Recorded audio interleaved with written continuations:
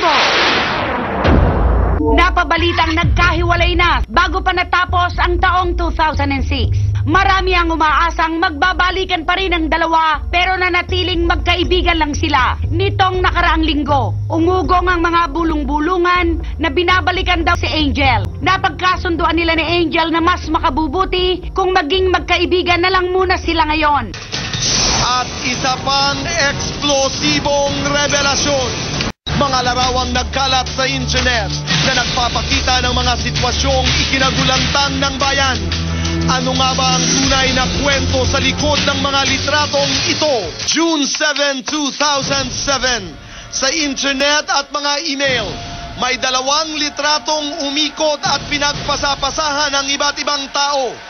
Ang laman ng dalawang litratong ito sa mga eksenang ikinagulat ng mga nakakakilala sa kanila.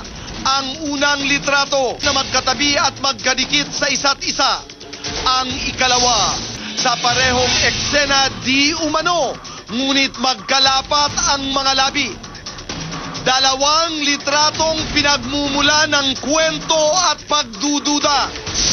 Sila nga ba ang laman ng litratong ito? At isa pang eksplosibong revelasyon. Napadalaman ng The Buzz na ang mga litratong ito ay mga kuha di umano sa isang birthday party na ginanap sa isang bahay. Babae, isinakdal!